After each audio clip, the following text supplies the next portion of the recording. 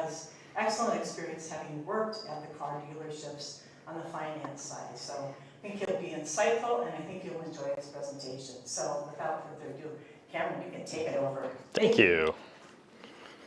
Hello, everyone. So kind of like she said, my name's Cameron. I have been a loan officer here for actually only about 4 months, but a lot of years before that worked in the financial world in dealers. So you bought a car, I did your paperwork, and so yeah, they asked me to do this just because, well, to a lot of people, dealers are scary. And so my job is just to kind of walk you through the process on just how to do it, right? Because it's a very daunting task. And so, like I said, I've worked on the financial side about 5 years or so in the dealers, and then before that actually sold cars. So I was doing the math last night, and I think grand total I have been a part of buying / selling about 7,000 cars over the past 8 years. So that being said, we're just going to kind of go over a couple of the basics, and obviously if you have questions, don't hesitate to ask. But there's kind of some first steps that you need to take, and first things first, narrow your search down. Figure out what exactly you're looking for. What do you want to buy? Is it SUV, truck, etc.? Research your choices. So I'll go over just kind of what are some good resources to do that, as well as what to look for, right? And then of course, kind of why the credit union is involved in this, securing your financing, kind of what we offer and how it can benefit you. And then of course, select the vehicle, and then we'll go through a couple of the others. But just kind of to start, narrowing down your search. Now, this is kind of a term that we used even in the dealer world. And it's just, does this vehicle fit my needs and budget? Now, needs and budget is kind of the #1 reason that you go shopping for a car and figure out kind of what you can afford. Now, first things first, there's plenty of different types of cars, coupes, aka 2-doors, SUVs, sedans, trucks, minivan, etc. Can't tell you how many times I had someone come into my office looking at a big old truck and leave with a Prius. So there's a lot of different things just based off of, hey, I show you a payment, your eyes get real big, and then all of a sudden you're looking at cars again, that type of stuff. So the big thing is emotion, right? You kind of want to remove emotion from your decision. Me, I am absolutely miserable at that. I have bought many a car on pure emotion alone, and they've been awesome. But at the same time, I knew that they fit kind of my budget, right? I didn't need it, but it fit my budget, and so I was able to do that. But if you're just looking for a vehicle to get you from point A to point B, you gotta narrow down, does it fit my needs and my budget? Now, that being said, you never want to max yourself out budget-wise. You can say, hey, I can afford $650 a month, or hey, I can afford $300 a month. Don't go $325. Don't go $675, whatever. You may be able to do it for a month, but eventually it just starts wearing on you, right? So that'd probably be my best advice just for the budget type of thing. Figure out your max and then go below it. Now, that being said, when you're narrowing down your search, there's a couple different types of vehicles that you can purchase. Now, I'm gonna have 2 listed here. There's a sneaky little third one, but it falls into the used vehicle category. Now, today's market is a bit tricky, especially with like chip shortages and stuff like that. So a lot of this stuff, I'll try to relate to that, just because obviously with things ever changing, well, it changes. So the first one is new cars, right? Now, for me, I'm a fan of new cars. A lot of people are not. For me, the reason I like new cars is they come with a factory warranty. Typically, your manufacturer warranties are going to be 3 years or 36,000 miles. For like your bumper to bumper, as they call it. So bumper to bumper is everything between the bumpers, not the actual bumpers themselves. So if you hit a wall, that's on you. But the big thing is this word here, depreciation. You will take a hit in depreciation as soon as you drive that vehicle off the lot. And so that's kind of a phrase. As soon as you drive this car off the lot, you lose depreciation. And that's just because you've owned it, right? It is officially a used car at that point. So you buy a car for 100 grand, you drive it off the lot, it's probably worth 90 right out of the gate before you even have 10 miles on it, right?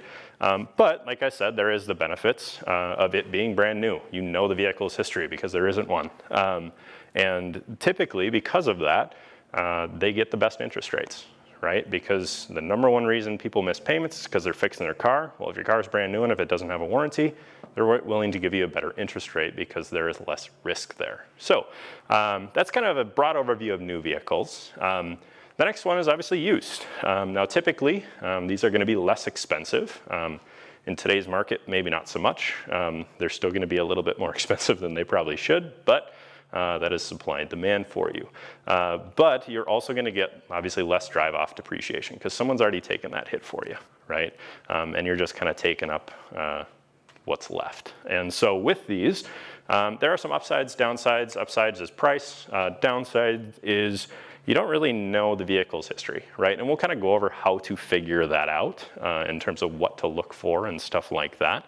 But the third one that I'm going to kind of sneak in there is what's called certified vehicles. So a lot of times you may go shopping on websites and stuff like that, and you'll see things like certified used vehicles.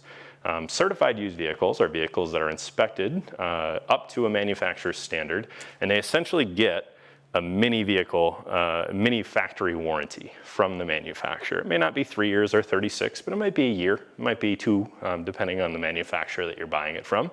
And they're kind of the best in between new and used, right? Just because they're inspected to the highest standard, alrighty? That being said, once you kind of figure out what you're looking for and you decide, okay, do I want to shop new, do I want to shop used, estimate your payments, set your budget. Right now, the nice thing is the credit union here on our website does have a payment calculator. You can just simply go online to makecreditunion.org, and you can just punch in, hey, I want to borrow $20,000 at X%, which again, all our rates are available online, at 5 years, and that'll spit out a payment for you. Now, is that going to be the exact payment? No, because there's going to be tax, title, registration, all the way down to the penny sometimes, but it'll at least give you a good idea. Right? And so again, there's plenty of other online calculators too. So I mean, you can literally just Google what's my car payment if I finance 20 grand, and it'll come up with plenty. Alrighty. But that's the big one, setting yourself up a budget. All right. Now, obviously, how to research these vehicles. How do I find a car? How do I just start that process? Now, the first thing is go online. The internet has been the best source of information for, well, a long time now. And the nice thing is, it is also the best source of information for dealers. And I say that because if you go online right now and you search 2015 Ford F-150, you're probably gonna have about, I don't know, thousands of results, right? Question, what's up? You mentioned the calculator for like the down payment, and then it'll like tell you how much your monthly would be. Yeah. These websites like usually have those as well. Yeah. Do you trust that type of calculator? Yeah. And so the question is just for the stream, I guess. These websites, AutoTrader, TrueCar, Consumer Reports, stuff like that, they have those auto calculators. Can you trust them? Yes, you can. Auto loan is actually relatively simple in the loan world. It's a simple interest loan, so the interest is calculated daily, right? And so, yeah, you're just fine to use those, absolutely. But going back to that, yeah, research online, do your homework. If you're looking for a truck, go on AutoTrader, go on TrueCar, go on Consumer Reports, and just research those vehicles, right? Now, these are just a couple examples. There's plenty of others on there. There's Carvana, there's like Auto Tempest, that type of thing. But the big thing is yeah, just make sure you're doing your homework, right?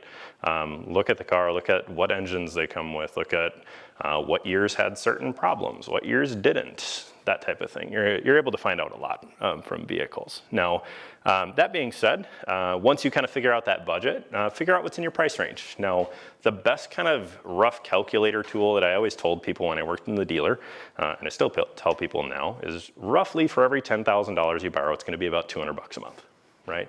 20 grand, $400 a month. 30 grand, $600 a month, et cetera, et cetera. It's an kind of easy math to figure out, hey, that's roughly where I'm going to be at. Alrighty. Now, that being said, dealerships, it says usually, but they always have all of their inventory online and available to look at. Now, this is ever changing just because, well, cars come and go pretty quickly. When I worked in a dealer, we did not want to have a vehicle on our lot for more than 30 days. So if you find a vehicle that you like, I always recommend just calling, asking, or send in a web lead. There are plenty of people at the dealership that are more than willing to try to sell you a car, because that is their job. So that being said, you can also look on things like Craigslist, Cars Direct, and then lastly, hit the car lots, right? Now, one thing that I was going to recommend, she already mentioned it, but shop on Sundays. Dealerships are closed on Sundays, which means that there are not going to be any pesky salesmen bugging you. I say pesky, but use them as a resource. They're great to work with if you get the right one. That being said, yeah, go around, look at them, touch them, feel them, see them. We have people that come out and measure them if it's a truck just to make sure it'll fit in their garage, stuff like that. It's stuff like that you really don't think about, or you can't really grasp sometimes the size of vehicles until you actually look at them. So yeah, look at them. That being said, once you kind of figure out, okay, this is the car that I'm looking for, or this is roughly the car that I'm looking for, we always recommend securing your financing. And that's kind of where the credit union comes in. Now, this is essentially what's called a pre-approval. This allows you to say, hey, we're good to loan you X amount of money, so go ahead and go shopping, right? And then from there, you know, in the back of your mind, I don't need to worry about the scary finance manager that is going to try to get you to finance with the dealer. And dealers offer financing. It's one of their big money makers. But financing with the credit union, typically we're pretty much always going to have the better rate. And when you're borrowing money and stuff like that, a lower number always wins. So yeah, it just allows you to just shop without worrying about the financial aspect of things. And typically we just have you write a check, and then we deposit those funds right into your Mayo Credit Union account. So, but that being said, it does not mean that the dealership will not try to sell you on their financing, right? Just because, like I said, they make money. Now, they make money because they have a wholesale relationship with the banks. So what that means is, I'll give you an example. When I was a finance manager, we had 16 different banks that we could choose from. Now we choose them based off of who's offering the best interest rate, how can I make the most money, stuff like that. So if you get a loan and let's say it's 5%, that bank may pay the dealer 1% of whatever you finance, just as kind of a, hey, thanks for getting us this customer. Right? The credit union does not do that. We're just going to give you the best rate right up front. And obviously, it's interest, so you will be paying a little bit. Loans aren't free. I got to get paid somehow too, so you have that. That being said, typically we're always going to have the better interest rate down the road. But that being said, this brings up an interesting point. A lot of times on specifically new cars. Yes, question? I just have a question. Yeah. You know, because when I bought my car, I actually went through the dealer first. For sure. And then came to you guys? Yeah. Like within a week? Yeah, absolutely. So, I mean, is that, you know, just because of what they were offering $1,000 back or something? For sure. Do it. Money's money. Absolutely. Yeah, if they're offering you $1,000 to finance through them, we always offer refinancing as well. So typically all we require is for you to have the title. Once you have the title, come on in and see us. We can get you that better rate. And great, you saved your $1,000. And that actually leads into my next point quite nicely. Rebates and 0% financing. Now, this is still around, but not a whole lot just because of supply and demand. There aren't really many new cars out there. And so the manufacturers know that they don't need to give you a discount, right? They have the car, you want the car, they're not going to give you a discount, right? So every once in a while, though, they'll throw up rebates. Now, this is something that we did, I say we, me and my wife did on our car when we purchased it. They were offering, I think it was $1,000 if you financed directly through Subaru, or you could do the 0% financing. Now, for me, I knew that we were going to pay this off relatively quickly, and so we took the rebate. That being said, I took the rebate and had a higher than zero interest rate because I knew that the interest rate over the course of the loan was going to be more than the $1,000. I got that right. And so we took the money down just because we knew that we were going to pay it off before that loan was full. Or, like you said, we were going to refinance it for a better rate. So yeah, if they're going to offer you a ton of money to finance with them, sure, do it just because it's going to save you money, and then come see us and we'll give you that better interest rate. So absolutely. But the big part is how long are you going to keep that vehicle, right? For example, me, I'm every 2 years. I have accepted that fact. I know it is a flaw. It is okay. So that being said, that's why I took the rebate. Just because, like I said, I knew that I was going to get rid of that car before the interest were to outweigh the savings of the rebate. So, but yeah, typically they have specific vehicles that those qualify for. So for example, when I worked at the Ford dealer here in town, certain F-150s had a rebate, others didn't, and that was just because those were the sales that Ford had that week or that month. Question, yes? You mentioned that for you specifically, you Yeah. trade or get a new car every 2 years. Yeah. So my parents have always, like my mother has always had the advice of like she drives her car until it falls apart. For sure. And my dad doesn't do that. Yeah. Sounds familiar. For sure.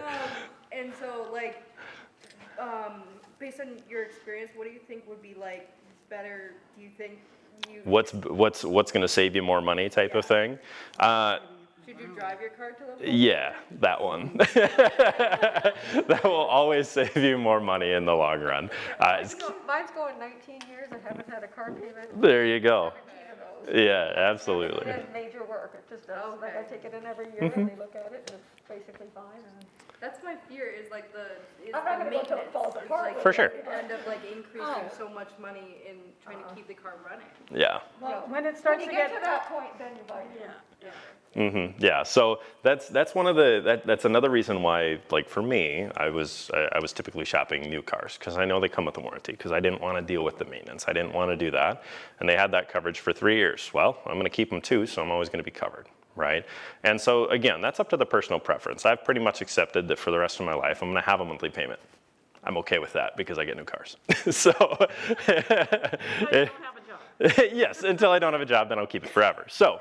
But yeah, so like I said, rebates, 0% financing, just something to do the math on. And again, that's why we're here. Use us as a resource. If they say, hey, we're going to give you $1,000 to finance through the dealership, but your rate's going to be 18%, obviously don't do it because the interest rate is going to be way more than what the rebate's going to save you. But yeah, if we can save you after the fact in terms of interest rate, come see us. Alrighty. Now, the next part is obviously selecting the best vehicle for you. Now, this one right here, this is probably the biggest thing in the world. It's okay to say no, right? When you go to a dealership and you are working with a salesperson, they are a salesperson. It is their job to sell you a car, right? They get X amount of opportunities every month, so they're gonna do their darndest to try to get you to buy that, and that's okay. But at the same time, it's all right to say no. It's okay to just say, hey, I'm here to test drive that vehicle, see, touch, feel it, and then, not interested in making a purchase yet, right? And if you tell them that right up front, usually they're gonna be either A, really nice and helpful, or B, they're gonna ignore you. Either way, you win. So, that being said, I always tell people never go alone. Even me, I go with a friend. Just because it's nice just to have that other person to bounce your ideas off of. Question in the back. There's a question from the screen. Yeah. On Carvana, is it legit? Are there any hidden catches? Is it legit? Yeah. They will sell you a car in a vending machine sort of way. I am not, and again, personal bias here, I'm not the biggest fan of Carvana just because you don't get to do this. You don't get to see, touch, feel the vehicle. You don't get to go up to sort of see the paint. You don't really get to actually sit in it, drive it, because I've known, like I said, many people that have come in for things like trucks and stuff like that and walked away with the car just because they sit in the truck, it's up too high or there's not enough space or this or that. It's the little things about a car that make you fall in love with it, right? And the worst thing that you can do is buy a car that you do not love because that one little thing is gonna annoy you every single time that you get in there. And so yes, you can buy a car off Carvana. We've done plenty of loans with them. And I know plenty of people that have been happy with that. For me personally, I do not like it because I don't get to see, touch, feel the vehicle, right? Hopefully that answers the question. So, but yeah, the big thing is just, yeah, take a friend, take a family member, and just go ahead and go look at cars. For me, obviously working in the industry, I looked at probably 7 or 8 cars before I made the decision on which one I wanted, and then ended up purchasing it from there. Now, go ahead. Just a quick question on that last one. Yeah. Since you worked in the in the business. For sure. For the most part, I mean, is it still on commission? Does it still function that way? So if I've worked with someone like for, test drove one day and went around and Yeah. I want to try to go back to that person if they were very helpful and good. Yeah, typically that's still the case. The question was, is our dealership still on commission? Obviously, each dealership has a certain way that they pay their employees. For example, I worked at Rochester Motor Cars here in town. We did not pay our employees commission. They got a flat rate for every vehicle that they sold, which means that if they sold you a $100,000 Corvette or a $2,000 old piece of junk truck, either way, they were getting paid the same. And so some dealerships are set up like that just to be kind of more customer oriented, where there's no pressure to buy a car. They just want you to buy a car. But yes, there are still other dealerships out there that are purely commission based. And those are typically going to be a little bit more high pressure just because obviously that's how they're making their money. But yeah, I mean, if there was a salesperson that helped you out, yeah, I would go back to them 100%. Yep, or at least let them know that you're going in to buy a car. If it's their day off, usually they'll make it work for you. All right. But yeah, once you actually have the vehicle, and you're like, hey, this is the one I want, the dealership is obviously going to have an asking price for that. And nowadays it's a little different too, because the internet has done a beautiful thing and kind of leveled the playing field in terms of research. Now, like I said before, if you Google search a 2015 F-150, you're going to get thousands of results for that. And that's nice because that means that there is a lot of them out there, which means that the dealerships need to price their vehicles accordingly. Now, there are a lot of dealerships out there that do not negotiate on vehicles anymore. For me, I'm a huge fan of that. I worked at both. I worked at dealerships where they negotiated. I worked at ones where they didn't. 5% of people like to negotiate, and that's fine. Let them do them. I really like not being it because, hey, here's the best price. It's not like you'd go into Target, buy some paper towels and be like, hey, well, I'll give you $2 for these instead of $5. It's that type of shopping experience. It's like, no, that's the price, that's it. And they do this based off of the vehicle value. Now, the vehicle value is determined by the market, right? What is this vehicle worth? Now, I was going through this yesterday and I was trying to think of a good example. And the example that I came up with is convertibles, right? Is a convertible down in Texas going to be worth a little bit more than a convertible in January in Minnesota? Yeah, absolutely, because it's going to be used a little bit more. So markets vary depending on what type of car you're looking at. Now, is a truck up here in the winter going to be worth a little bit more than a truck down in the summer in Florida? Yeah, absolutely. And so those prices or those values are determined by a couple different things. We use two here. One's called Black Book and the other one is called NADA or NADA. And these are just, they do market research and they say, hey, based off of all these cars, what's the average price? What's a good price? What's a bad price? Stuff like that.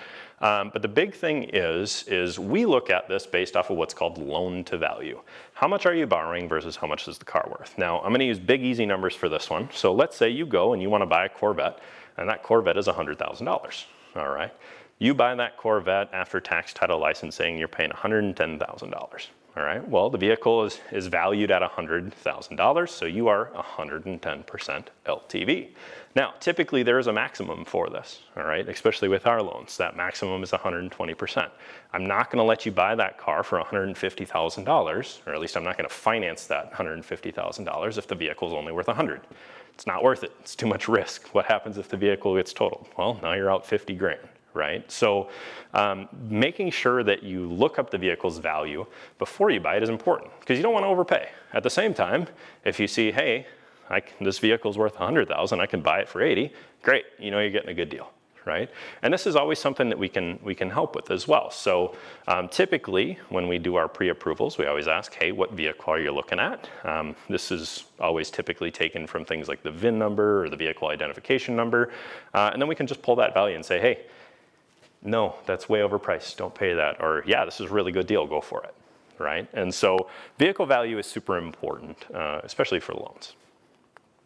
All right, now this is one that I got the most questions on when I worked at the dealer, vehicle history. Now, obviously this doesn't apply to new cars because they have no history, but specifically to used and certified pre-owns, all right? Now, the big thing, oh, you're fine. So Carfax is probably the most prevalent out there in terms of vehicle history reports. Now, a vehicle history report is essentially, they run that VIN against a national database, and it basically says, hey, has this car been in an accident? Where has it been serviced? Stuff like that. And typically, these are provided for free by the dealers, all right? Just because it's a selling point. They want to let you know, hey, this vehicle is a local vehicle. It's been serviced at our dealership for its entire life. Oil changes every 5,000 miles. It's perfect. But on the opposite end of the spectrum, it's also there to help protect you. Excuse me. So if the vehicle is in an accident, if it's been in a flood, if it's been in a hurricane, like in Florida, stuff like that, just be super careful if you're shopping for a car in the next couple months, because there's a lot of those flooded vehicles that are going to be making their way across the country. So side note, so that being said, this is always typically offered by the dealer for free. If they don't have it directly on their website, call in and ask for it. Typically they can email that directly to you. But like I said, this just gives you a good idea of how this vehicle has lived in its previous life. It'll tell you how many owners it's had. It'll tell you where it came from. So for example, if I'm shopping for a used vehicle, let's say I'm going to use that 2015 F-150 again, I can find out, hey, this was originally a leased vehicle. Then it, let's say it was originally from Texas. Great, no rust for the first 3 years, awesome. After the lease, it was then sold, and it went to auction, and then the dealership up here bought it. Perfect, all right, well I know that the first owner did their service at XXX, and you can see that directly on that Carfax report. And then you can also, again, know where it was serviced, when it got moved to different locations, and that's all available directly on those reports, all righty? So make sure to ask for that. Question, yes? If you get one of these like reports and Yeah. The car hasn't been like necessarily like damaged too much, Yeah. but like it's had several owners, Yeah. is that like a point, is that like A good thing, bad thing?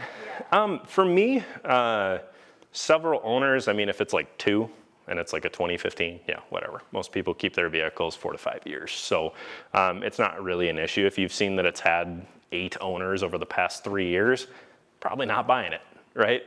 So that's just kind of a judgment call, but it's not uncommon for a vehicle that's 5 years old to have 2 or 3 owners, right? Just because they may be like someone like me where they swap them every 3-4 years, stuff like that, or 2-3 years. And so yes and no to that question. The other piece that I want to point out is the accident record. Now, there are a couple different ways that these reports show accidents. And I say accidents with quotations because let's say you just went a little bit too deep into the garage and you hit a bike and there's a scratch on the bumper. And in order to fix that bumper, you have to have it replaced. So you go to the body shop, they replace the bumper, they report that to these systems, and it will say front damage on there. Now, is that bad? No, the vehicle wasn't in an accident. It wasn't anything like that. If it was in an accident, it will say accident reported. If it's just damage where they backed into a tree or something stupid like that, it will show on there, but it'll just show as damage. Don't be afraid of those. Those are fine. As long as it's fixed properly, you'll never really have an issue with it. All right?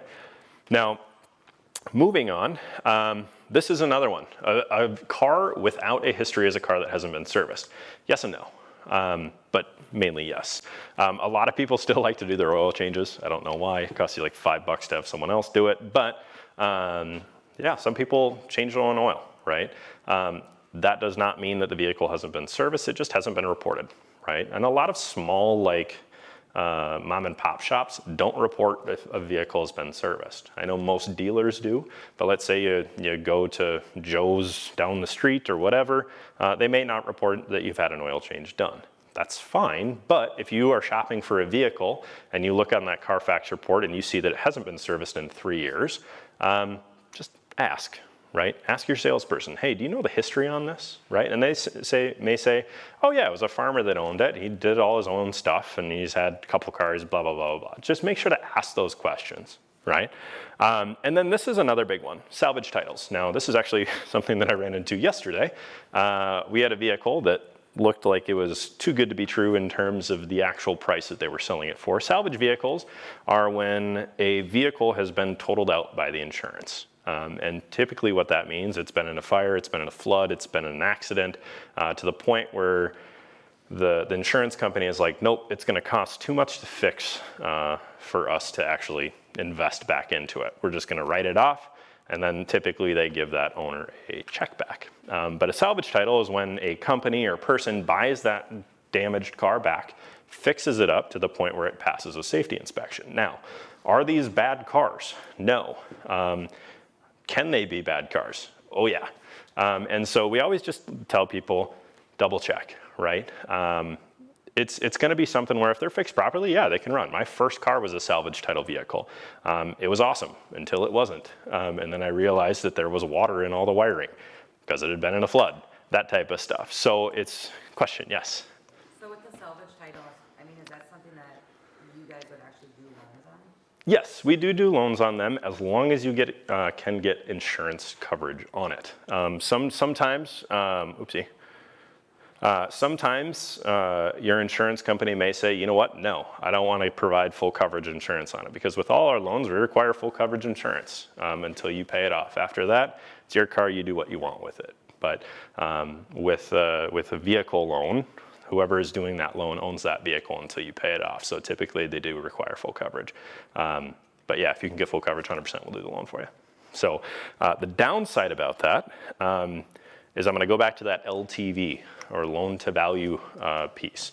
Typically, if you buy a salvage vehicle, they are worth quite a bit less just because they've been in an accident, they've been damaged, and the value of them doesn't work. So if you have two of the identical cars, one's a salvage vehicle, one is not, salvage vehicle is probably gonna be 30% less in terms of its selling price, but it's probably gonna be worth 50% less, right? And so you just gotta be careful. Typically a salvage title will always say on the title itself that it is a salvage vehicle. If you are looking at those, just make sure that it can pass a Minnesota safety inspection, and always bring it to a local mechanic to inspect. All right? Alrighty, next slide, making the purchase. Once you've figured out, hey, this is the vehicle that I want, obviously there needs to be some money that is exchanged. How do you do that? First things first, set realistic expectations with your time. One of my biggest pet peeves in the dealership is when someone came in after test driving 5 or 6 cars, and then they complained in my office that they had been there for 6 hours trying to buy a car. It's like, no, you were doing shopping, now we're buying the car. So, big thing is, if you already have a car picked out and you know ahead of time, call the dealer. Just say, hey, I'm coming in at X time to buy X car, and this is how I'm paying for it, or I'm financing through Mayo Credit Union. They should have everything all set up. It's still probably gonna take an hour or two at the very least, but it can take a while, especially if you go on like a Saturday and they're super busy. So just set yourself some time aside for this. And then obviously just be clear with your expectations of price. Typically with most dealers, like I said, they're non-negotiation dealerships, but there are a couple that are still negotiation. Make sure you say, hey, I'm willing to pay you this price because of this research, right? And then of course, obviously they're gonna take care of tax, title, registration, all that stuff for you. And then at the end, or in the beginning, once you buy your car, you're gonna go sit down with the finance manager and you're gonna say, I'm gonna be financing through Mayo Federal Credit Union. At that point, especially if they're local here in town, they're gonna know exactly what to do. Let's say you're out of state or this or that or the other things. There's a couple other steps with that. I'm not gonna get into that a huge amount. If you do have questions, I got cards. We have plenty of other loan officers that are more than willing to help you kind of go through that process. But the big thing is, we're gonna be able to help you because you got pre-approved, all right? That being said, this is the one that I get the most questions on ever. Extended warranties. Now these are optional coverages that you can purchase through the dealership that just help protect the vehicle in the long run. Now there are a lot of people that are firmly against these. My biased opinion, having worked in the dealership, is I will never have a car that does not have one of these. But again, biased opinion. So these are programs that you can typically purchase. They're not cheap. Usually they're a couple $1,000s. And they are there to help if your touchscreen goes out, backup camera, engine, transmission, electronics, all that stuff. If that breaks, they're just gonna fix it for you. And usually there's a deductible associated with it. So if you have to replace that touchscreen, it's gonna cost you $6,000. That deductible, $100, takes care of that, all right? Now, these are typically things that you just roll into your financing. And typically they're about 50 or 60 bucks a month, roughly. And again, these are all variable depending on which car you get. Obviously, if you buy a Cadillac, they're going to cost you a heck of a lot more than if you buy a Honda Civic, right? It's just the cost difference in between those. Now, back to your earlier question, you asked, well, if I'm going to keep my vehicle for a long time, I'm probably going to recommend one of these for you. That being said, if you are rolling it into your financing, you need to make sure that you are budgeting for that, okay? Any questions on these? Cool. If you do, I'll give you my card and you can call me. That being said, in terms of kind of how to protect the loan, we have plenty of different options just to kind of be there for the just in cases, all right? Now we do offer things like life, disability, involuntary unemployment, stuff like that. Disability, pretty simple and straightforward. I'm gonna read these almost verbatim just because there's a lot of lawyer speak when you get into these. But disability is protection designed to make a member's monthly payment up to a policy maximum, depending on which one you get, should you become totally disabled due to a medical determined illness or injury and are unable to work. So essentially, if you go on disability, it'll make your payments for you up to a maximum amount, all right? We also offer life. Now, this is just like life insurance. Obviously, there's certain age brackets that kind of remove you from certain things and whatnot, but essentially, if you die, it's gonna pay off the loan balance for you, for your family, all right? And then the last one, involuntary unemployment. I have had a couple construction workers that are like seasonal or get laid off pretty often, stuff like that, that have opted into these programs. And it's just protection designed to make a member's monthly payment up to the policy maximum, should they become unemployed through no fault of their own. Obviously, if you get fired, that's on you, right? But if you are laid off, these programs typically come in to help. These are paid programs and usually they add on to your monthly payment. They are optional, all right? The next one is probably one of the biggest ones, and one of the best ones, depending on how you are buying your car. This is what's called GAP protection, or guaranteed asset protection. Guaranteed asset protection, essentially if the vehicle is totaled out, it will pay the difference of what the vehicle is worth versus what you owe. So for example, let's say you buy that Corvette, it is $100,000, you finance $110,000, and then you decide that you wanna drive that really, really fast, and then you end up in a wall, right? Insurance decides, you know what, this vehicle is totaled, we are going to give you 80 grand for it, okay? Perfect, they paid off $80,000, you still owe $30,000, right? How do you pay that? Well, usually it's out of pocket. If you have gap coverage, it will cover that difference up to a certain amount. Now, obviously I'm using big numbers, but usually it's up to that 120% of what the vehicle value is worth. And it's just there for people who maybe aren't putting a whole lot of money down, maybe they don't have a trade-in to sell to the dealer. But at the same time, if you buy that Corvette for $100,000 and you put $50,000, am I going to recommend GAP for you? No, absolutely not. You don't need it. If something happens to that thing, you're gonna get a fat check, all right? So that's kind of what GAP coverage is. Typically, we offer this for $3.99. It's less than a cup of coffee per month, basically. So it's about $5, $6, depending on your loan terms, all righty? That being said, there are a couple benefits of the stuff that we offer specifically.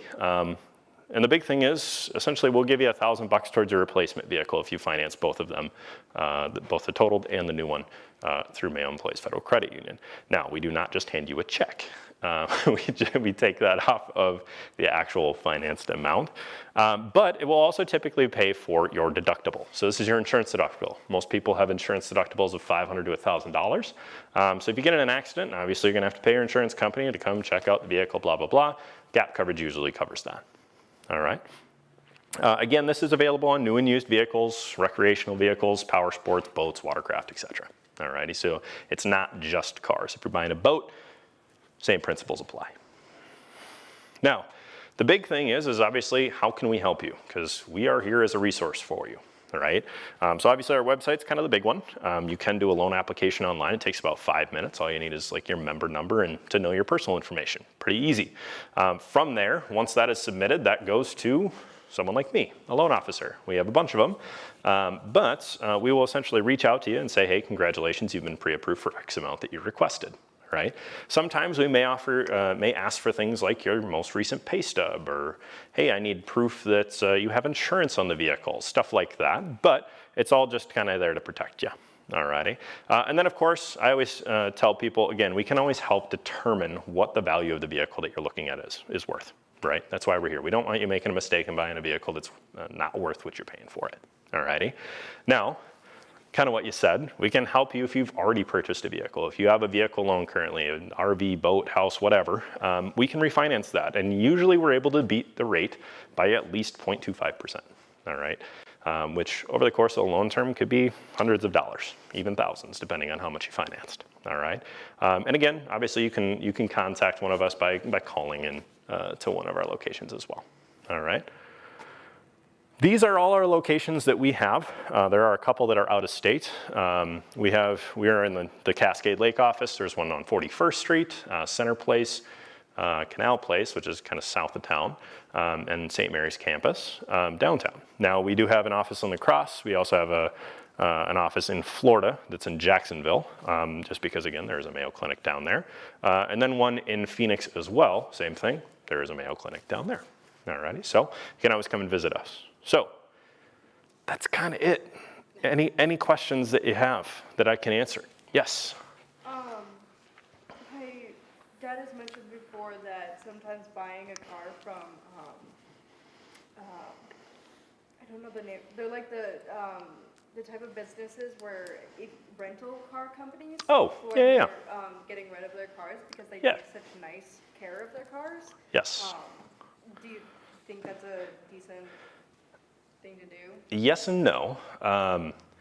There is a phrase in the car community, and it is the fastest car in the world is a rental car. And so I say that because, yes, those cars look nice, but they get the crap beaten out of them.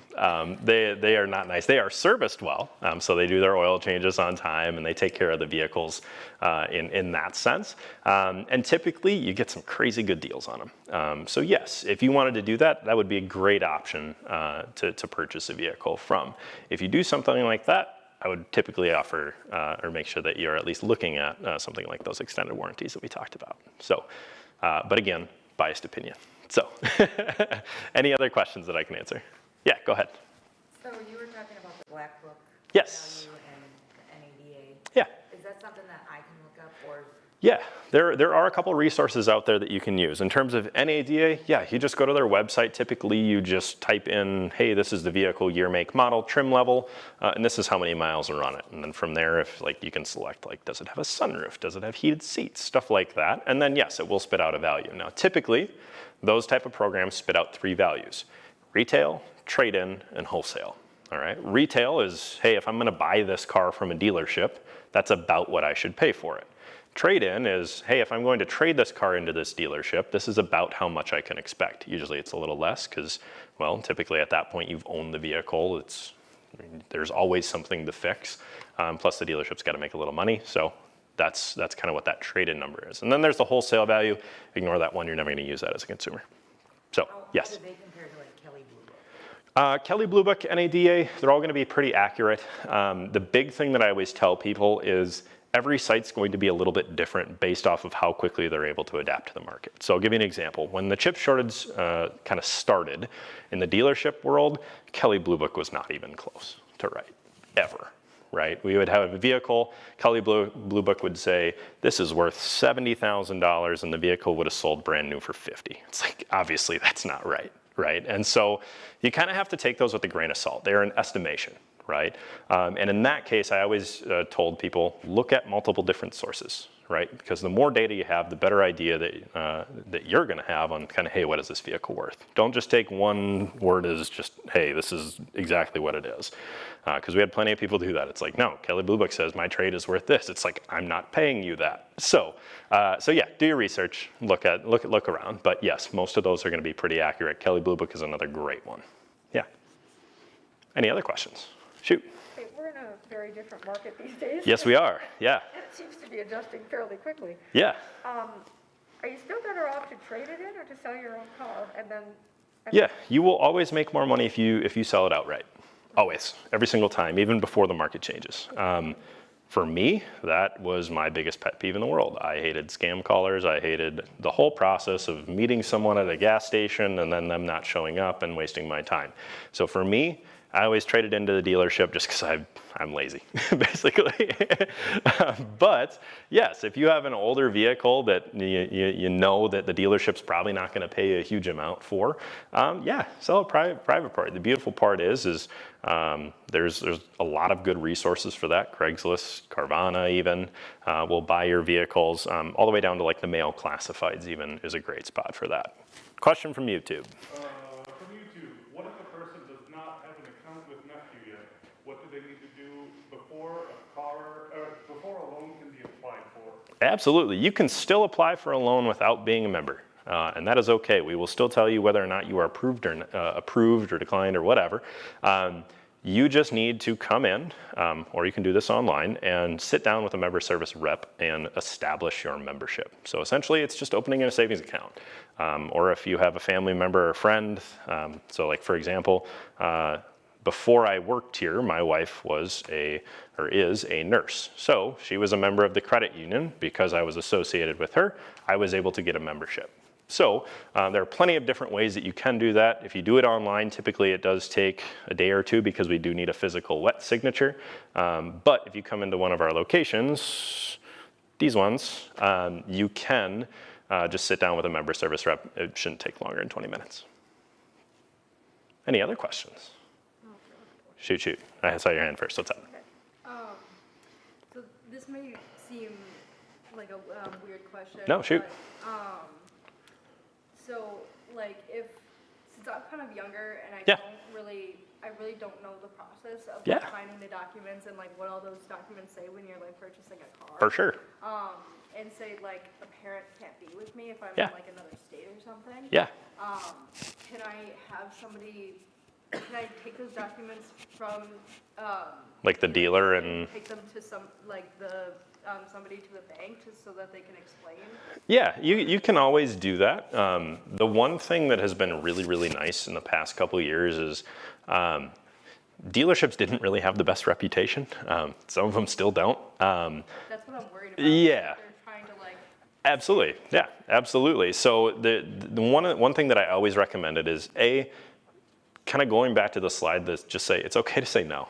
Right? Nothing is final until you have signed that paperwork, and even after that, a lot of places still have return policies and stuff like that. But if you are worried about it, and you already have a pre-approval for us, now granted, we're not gonna like walk you through step by step, but we will definitely help. So yeah, you can call in, you can send us those documents and say, hey, before I sign this, does everything look good?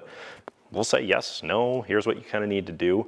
And our loan officers are very knowledgeable about that stuff. So yes, you can do that. Otherwise, yeah, a lot of the times I had people many times in my office that said, hey, perfect, we got the paperwork done. Do you mind if I have my significant other look over these, or a friend or a family member? I'd be like, yeah, absolutely, right? I don't care as the finance manager, I just want you to buy the car. Right, and typically that paperwork is just a long form of you agree to pay your bill, you agree to buy this car from us, right? And we're responsible for X and X and X. So yeah, if you need help, again, we are a resource. Use us. So you had a question. Yeah, two actually. The first is just a quick thing. Do you have any advice on this? When I saw Florida Nurse, and I'm like, if I remember correctly, there's no tax on cars there? It depends on where you have your residency set up. And so you can't just go down to Florida and be like, hey, I'm here to buy a car, and then register it in Minnesota. No. You have to, it depends on where you have your residency set up. So for example, we had plenty of people come in, and especially with Mayo Clinic from all over the country, and just stop in and randomly buy a car. You get charged tax from wherever you live. Right. So for example, if you live in Rochester, you go down to Florida to buy a car, you're going to get charged Rochester tax. It will be titled in Minnesota. You had a second question? Second question is, and this is not necessarily related to loans, but do you have any recommendations at this point? I mean, I'm seeing laws go in California and now New York where all cars have to be electric after like 2035. So are you thinking like buying that direction, or sticking with gas cars? That is entirely personal preference, and if I get into that, I will be very biased. Yeah, I mean, if you're just looking for my generic opinion on it, yeah, electric cars are great if you're just driving around the city. They're a perfect second car for people, just because a lot of the times you don't have the network set up, right? If I wanted to drive from here to Duluth, I might make it to the cities and need to recharge, right? And if you want to do that, great. There's plenty of resources out there for you to do that, but I'm still sticking with gas for now. Yeah, probably not a good only car then. Correct, yeah. Fair enough. Yep. Cool. Any other questions? I have a quick question. Yeah, shoot. We're looking at a Ford Bronco. and Yeah. There's not a lot of them on the market being made right now. Yeah. My dealer's telling me. That it's going to cost you $5,000 more than what it's worth? $20,000. Yeah, say no. Yeah, say no. Yep, I got a guy. Don't worry. Yeah, so a lot of dealerships will mark up their vehicles, especially again, it's a good old-fashioned supply and demand. At that point, it's just finding the right dealer. Finding someone that says, hey, if you order this vehicle and you're patient enough to wait for it, we'll sell it to you at MSRP. And for vehicles like that, just tell them flat out, absolutely not. Absolutely not. No, and if you actually need help, I do have a guy for that. So. Like what? They're adding on? Yeah, it's just a dealer. It's just a dealer markup. It's Did just you pay the MSRP? That's. MSRP is fine nowadays in this market. Yeah, for a new car. What about not seeing a car? I've had Hondas for years. Yeah. I don't shop on Amazon. I like the touch feel, like you said. For sure. For everything. Yeah. This isn't just cars. Yeah, that's fine. So how do you buy a car cited? I mean, I know you don't have to take it when it comes in, but I'm at that point. Oh, like if you go and you look and they said, we have a car coming in a month type of thing. Like I said, nothing's final until you sign that paperwork. You can put a deposit down. Typically, those deposits are 100% refundable. We had that all the time, especially with Broncos when I worked at the Ford store. People were waiting 8-9 months for them. We would just take a $500 deposit and hold that until the vehicle was there. Now, when that vehicle got there, obviously they had first dibs at it. If they said, you know what, no, I don't want to pay MSRP for that, it's kind of fair game at that point for the dealership to offer whatever market price would be and say, hey, yeah, we're going to throw a $10,000 markup on it or whatever.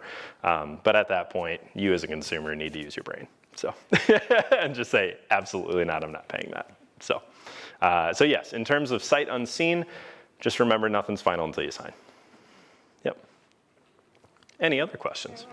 Go ahead. Do you have any recommendations as far as financing, or if you can, buying it outright?